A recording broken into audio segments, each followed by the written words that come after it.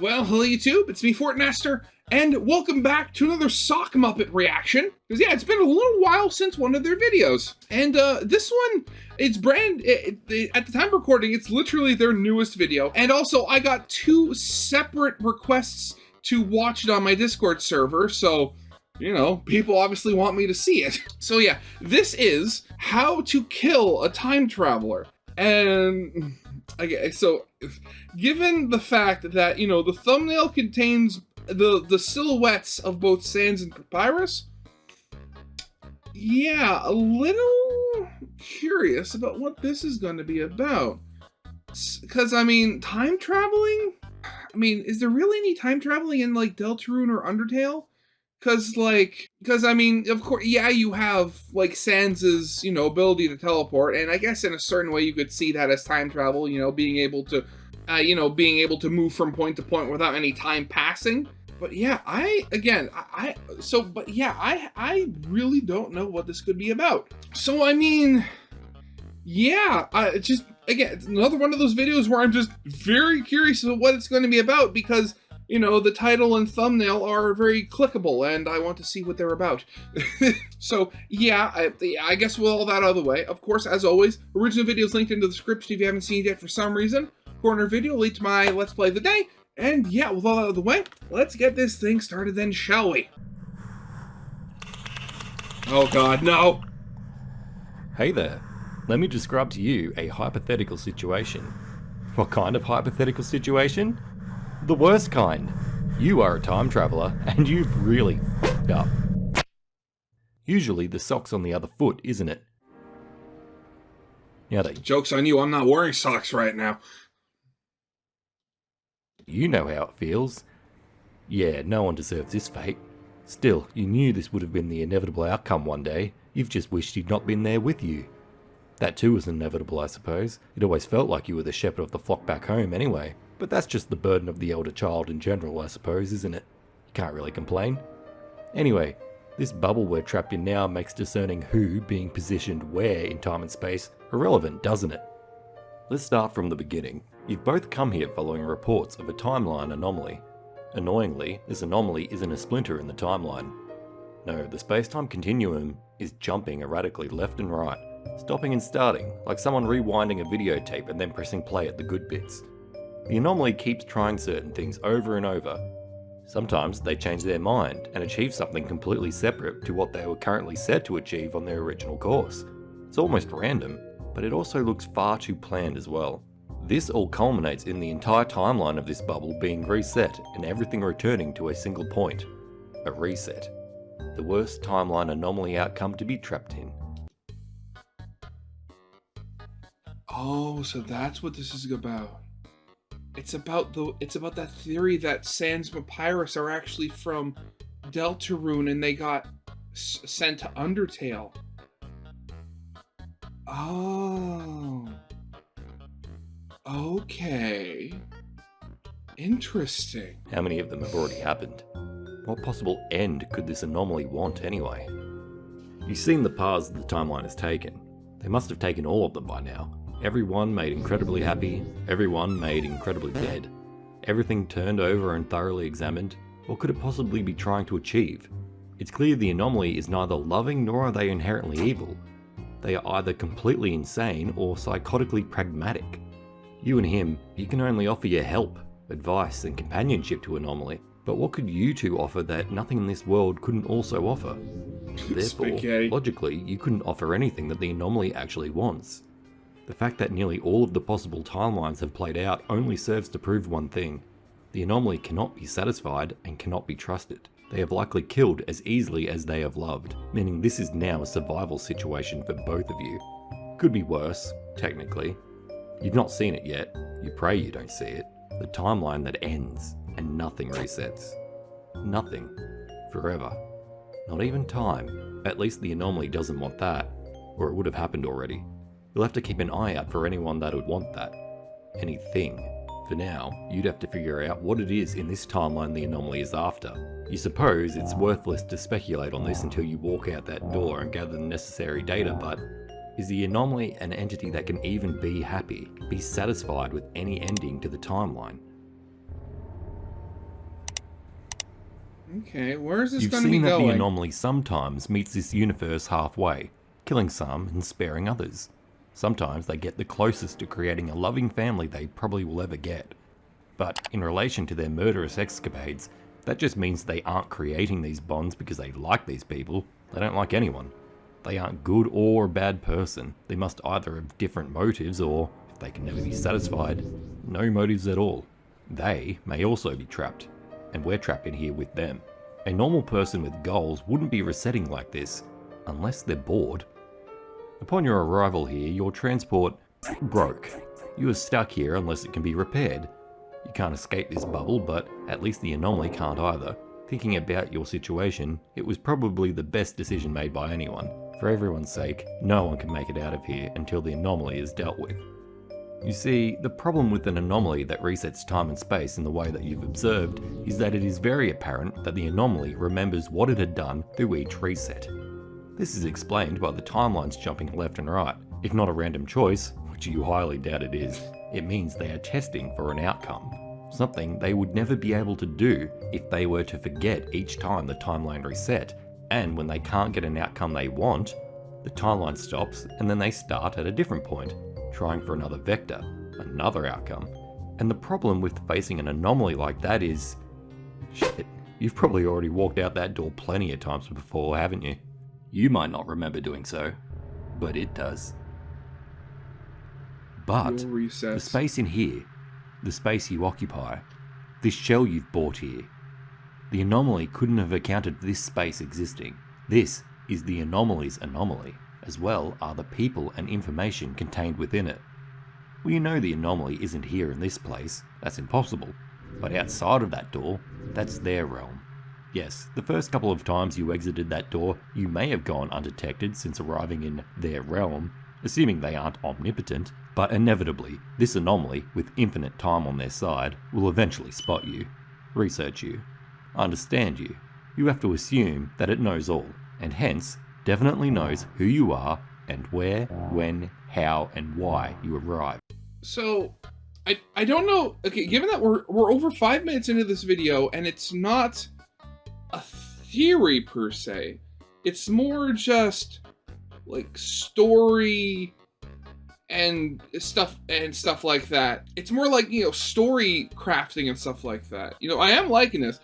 I like the whole, like, the thought experiment aspect of it. But this is all reminding me of a comic I saw on Twitter a while ago.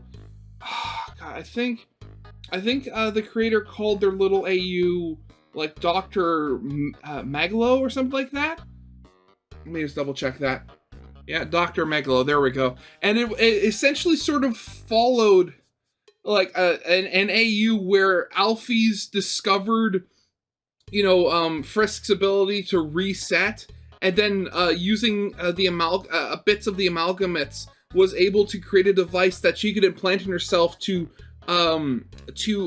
preserve her memories and levels from other timelines, eventually leading her to go insane and super violent and stuff like that. And that whole like time travel aspect and keeping memories between resets, very similar to that. Huh. The only thing you have is in this room, and everything within it. Until you don't. You can't stay in here and survive. You must venture out into their realm. Which means, ultimately, you're at their mercy. But let's not get too down and out about this situation. Let's start with a possible yet improbable outcome. You two both walk out the door, the anomaly greets you, lets you know who they are and how or if they can help. You're both safe. Even if you're possibly trapped here forever, the anomaly, even if not benevolent, does not and will never, through multiple resets, ever see you as a threat or an impediment to themselves. This is the best outcome, the anomaly being classified as good or pacifistic. The second outcome, you both walk out that door and you're both immediately killed. Like I said, the anomaly probably already knows who you are and why you're here. They will not waste time in disposing of you if you're a threat or an impediment to their activities, or just something new to torture if they're bored. This is possibly the worst outcome, the anomaly being classified as evil or genocidal. which again kind of goes, again, I've talked about it a couple of times recently, but going back to that old fan fiction story where you had Frisk, or whoever's controlling them, doing the genocide route and fighting Sans purely just like they go through the genocide route purely just to fight Sans, to say they did, and then after they die, as Sans is fading, they see the Frisk disappear as they reset the timeline once again. And again, whatever this video is, it's reminding me of all of that stuff from Dr. Megalo to that old fanfiction story.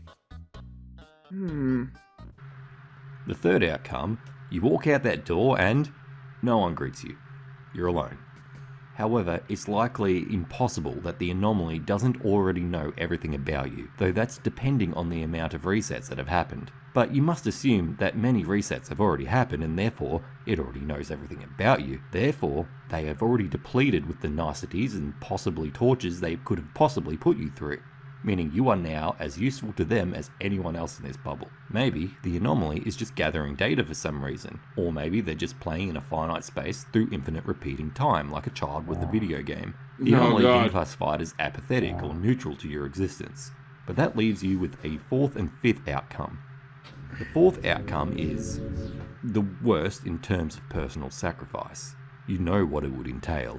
You know what would have to be done. In this outcome, the anomaly is in fact evil. It wants to kill you, but can't, for whatever reason. It's not powerful enough, it's not wise enough, it doesn't know enough, which would explain possibly some of the timeline jumps and starts. It's not testing outcomes as much as it is failing to reach them due to a personal lack of ability or knowledge. It may just be as powerful as anyone else in this world, which means if you're not immediately killed upon leaving this place through that door, the fourth outcome is that you are being hunted by the anomaly, scoped out and researched and cornered. You'd never be able to let your guard down, and the anomaly would hide from you so as to not give you any information about its physical makeup or how it resets time. You'd never be able to fight it. You'll always be trying to gain the upper hand, and once it has it, as soon as you walk out this door, you'd be dead, which is just the second outcome. So if you walk out that door and you don't meet either your friend or your deaths, it is ultimately very likely that you're being watched by an entity that doesn't yet know how to kill you, but is trying to. Finally, the fifth outcome. The anomaly is a mad god. Either an imbecilic dotard or a childish maniac, or an amalgamation of multiple different people, a squabbling mess. However, the resets and jumps seem too precise to indicate randomness to that degree. You wonder to yourself if multiple people can have the power to determine time. Well, you'll have to find out what entities exist in this world. Right now, you have to enact the plan, don't you? You know the outcomes, so what do? Outcome 1, everything is fine, live as best as you can. Outcome 2, everything ends, die with honor. Outcome 3, 4 or 5, well, you have to find and eliminate the anomaly, don't you? Because it has the possibility and the likely propensity to become outcome 2. But how can you eliminate an anomaly that knows everything about you and thus knows how to avoid you? How can you learn about a timeline anomaly that knows you're here to eliminate it? It'd just reset time until it killed the threat itself. You wish he wasn't the one here with you right now, right? There is one way to kill a time traveler like this. If the anomaly, assumedly, can know everything it can about you, then that is the way you can control it. If you are facing an anomaly outcome like the third, fourth or fifth outcome that I've described, then the anomaly, after exhausting all coercive and friendly measures, can only learn about you from observation. It knows you aren't natural to this world, therefore naturally it would never trust you. However, within this specific state of affairs, you two being two anomalies it knows nothing about initially, you can control what it observes. Use what you have here and now to control what it knows then, and decide what secrets you'll take to the grave. Yes, it may be able to capture you, possibly torture you, try and get the information it needs to destroy you, no matter how much of an oxymoron that may be in this context. But logically, if it can't kill you or completely eliminate you from reoccurring in this timeline, it probably can't or has no use for capturing and or torturing you, right? That means you have nothing to fear for the time being, and since you know you are likely to be hunted, you know you must cover your tracks. which means you must lie to everyone you ever meet. You lie. Your only weapon is the flow of information to the anomaly. You can shape its perception of you, mold the anomaly's reality. Essentially, you can just make shit up about yourself and has no reason not to believe you. But not out there. You can't make anything up out there, only in here. Your secrets must be made here, where the anomaly isn't. It would be impossible for both of you to actively gather information on the anomaly without the anomaly one day being able to discover that you know about it, and hence going into hiding forever in every timeline, inevitably resulting in outcome 2. Sure, you can try to be secret about it, but that's far too risky, so you both can't actually try and learn anything about it in any sense without the anomaly censoring itself from you forever. But you have to learn about it to have some hope of eliminating it, and hopefully the timeline resets stop. Basically, you're in a stalemate, aren't you? There is one way to learn about the anomaly without showing your hand, and that's if the anomaly voluntarily gives you information about itself unwittingly. But why would it ever do that? How would it ever do that? How would you get it to do that across multiple resets? That's where your plan comes in. But Okay. I swear. Honestly, what is this video? Because, like, honestly, for the majority of this, I've just been sitting here in, like, near absolute silence. And I can't help but start feeling a little bit self-conscious here that I'm not doing a good job at making a good reaction. But the whole thing is, again, it's that danger where, you know, I get so engrossed in the video, I forget to stop and actually say anything about it. Okay, so the description, I probably should have maybe read this at the beginning. A more cryptic video as I try to conjure and translate thought into verbal information. What does this all mean? Is this an actual theory? Is it just thought experiments about potential time travel-y sort of deal with Sans and Papyrus and like how they fit in? What the machine could potentially be? Because at this point, we're over halfway through the video, and there's been no show of like any form of theorizing. So it's not a theory video, like at least not in the traditional sense. And you know, okay, so thinking about it, there is. So obviously, you know, the most surface level thing you could think of with the anomaly. Because again, you know, Sans does talk about, you know, detecting an anomaly when you fight him. And, you know, going back to the whole thing, you know, player does the genocide just to fight Sans and all that. But thinking about it, I had kind of forgotten this one important bit, and that was that Flowey was doing the exact same thing before Frisk shows up. They even said themselves, they went through every potential thing they could do in the underground for maybe potentially the equivalent of like thousands of years, doing everything possible, talking to everybody, befriending everybody possible, killing everybody possible. So, just thinking about it, the idea that the anomaly that Sans was investigating might have initially been Flowey instead of us, and then we showed up and just kind of threw everything out of whack with Frisk.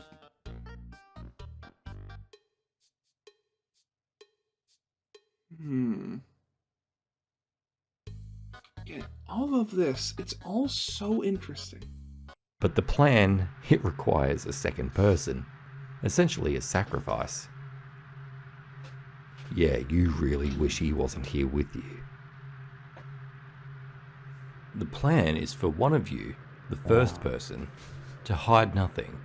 Not that the first person won't try and hide their activities from everyone. I mean, you don't know if conventional methods of just trying to keep secrets might actually just work in terms of controlling information going towards the anomaly. It's just that it's very unlikely to work. But okay, what was that? Why the screen went white there for a second?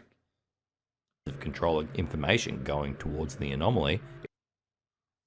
Was it literally just a white bar? Was that it? Yeah, that's literally it. Never mind. It's just that it's very unlikely to work, but also, in addition to that forlorn hope, is that it allows you to not raise suspicion amongst the non-anomalous members of this world as to your true nature and intentions, and therefore eliminating other vectors the anomaly may use to infiltrate and observe the first person's activities. This means the first person can still adopt a relaxed and casual demeanour, but work towards finding and eliminating the anomaly. That's easy enough, isn't it? Yeah. The activities the first person will partake in involves researching the anomaly, the world you are in now, how time works here, and ultimately, if they see even a shred of the anomaly, they will destroy the entity where it stands, hopefully ending the timeline issue once and for all. God, wait, that was it, right? Yeah. Didn't Flowey say at some point that he doesn't mess with Sans specifically? Where was it? Was that actually in the game, or is that like a fan story or comic that I read somewhere? At this point, there's so many things Undertale related that I've seen, I can't remember. This person will eventually become known to the anomaly as a threat to their existence, or at least someone trying to counter them. That's their job, to do what they were sent here to do, knowingly be a threat to the anomaly, and the anomaly knows about them. The person for the anomaly to avoid and study, the person who gets to defend themselves. Wait, was that a silhouette of Flowey? With the easy part of the plan. The easy part. The second person will die. A lot. The second person must never ever show any intention or capability of causing any permanent harm. They must be a perfect fool who knows not of the world around them and almost reacting purely to stimuli like an insect, only obsessed with the superficial and insignificant. They must show no knowledge or care for the first person activities.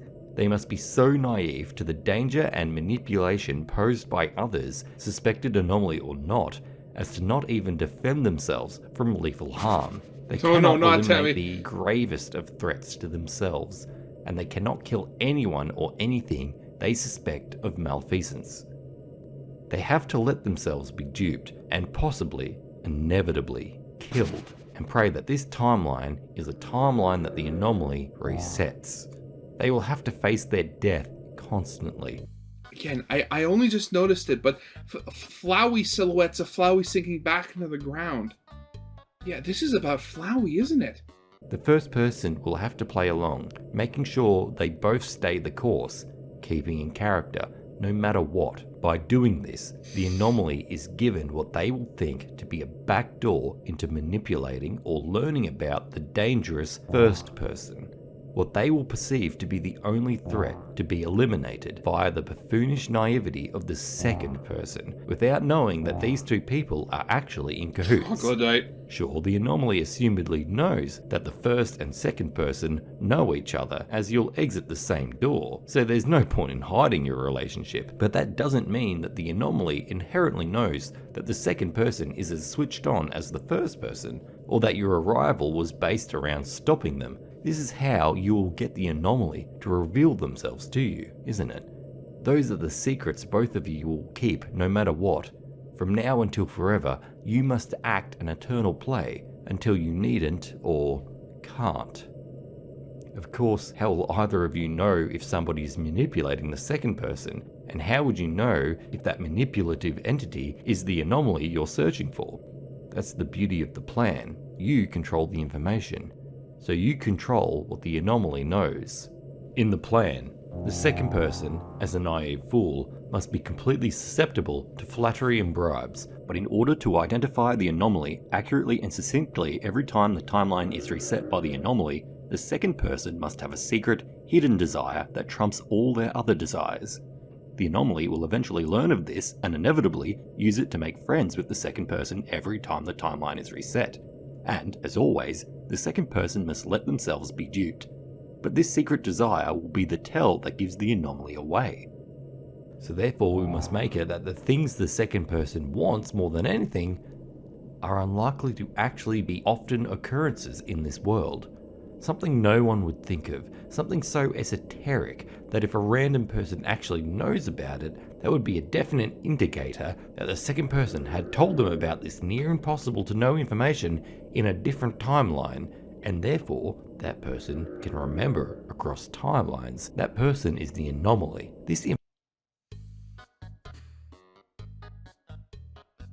Thinking about it, what would that secret desire for Papyrus be? Assuming that, I'm understanding this correctly. So, Papyrus loves spaghetti, wants to be a royal guard, wants friends. Am I just being really dense here? I can't think of anything. Information would also only be shared with somebody the second person really considers to be a friend. This unknowable desire needs to be compounded by the second person having a single-mindedness in terms of obsession. One simple food they really love, one easily understood goal they wish to achieve. This way, anyone who has a varying opinion as to what the second person actually likes and wants gives themselves away as the anomaly. Like if the second person secretly loves, I don't know, oatmeal with a dinosaur egg, but all observable evidence in the second person's life points to them loving something entirely different. And then someone comes up to them one day with a smile and a dino egg porridge asking what the first person is working on. That person is clearly the anomaly. That plan would also require the second person to try and make as many friends as possible. You cannot alone assume that the anomaly would try and make friends with and bribe the second person on their own accord. They may come to that conclusion, but they may also be stupid and or socially isolated, so we must open the back door for them, be as inviting as possible. However, as stated, the second person must accept these bribes and flattery no matter what the consequences. If need be, actively help the anomaly with its plan. If need be, harm the first person. If need be, die. This needs to happen consistently, over and over again, so as to create a solid feedback loop with the anomaly. The second person is leverage. The second person is the back door. You need to implant into the anomaly the idea that doing these certain actions, bribery or flattery or whatever of the second person, will always work to be a back door into what the first person is doing. You'd also have to find ways to effectively and covertly communicate with each other, to transfer what the second person has learned to the first person and vice versa. It will always allow you to identify the anomaly no matter what. You will be able to control the information to it and get you ever so closer to eliminating it. At which point, you don't know, do you? It's the only way to even possibly correctly identify the anomaly. But if killing it, if it can be killed, doesn't end the timeline resets, then what's to be done? What's the point of all this control? The anomaly would never allow you to destroy them if it can be helped, and if we can destroy them, but it doesn't stop the resets, then assumedly it's because the anomaly can reset time after their own termination. In this scenario, the likelihood that you'd ever have gotten the drop on the anomaly is so low that simply destroying it is almost worthless. Impossible, yeah. Before that, you need to figure out how time works here. What controls the resets? How does the anomaly harness it? The anomaly, assumedly, would also try to control the information the first person receives as well, in terms of the world around them. So how would you ever learn how to break the cycle of resets and what causes them? However, if you learned of how the anomaly's time travel works, or gain that power for yourselves, the anomaly would assumedly just reset time before you had that knowledge and power, and you'd be stuck back here, in this small dark room of certainty. At that point, the only way to beat the anomaly is the introduction of a stronger anomaly that counters it. An angel to either save you or put you out of your misery. I was How could right. any hopes of survival or dreams of a happy ending exist in such a state of affairs?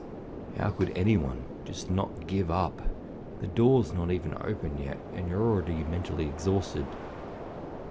Oh wait, I forgot to ask. How did you decide who was the first person and who's the second person? Did you flip a coin? You really wish he didn't come with you, didn't you? Anyway, once you walk out that door, it may be a hellscape, eternal suffering, eternal nothingness. It may be a handshake, a sweet smile. It may be murder. It may be the beginning of the longest day of your lives.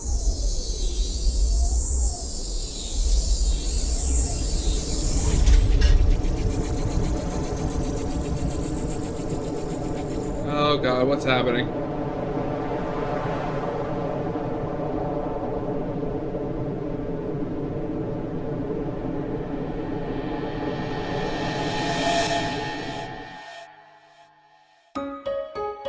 Hi, Flowey.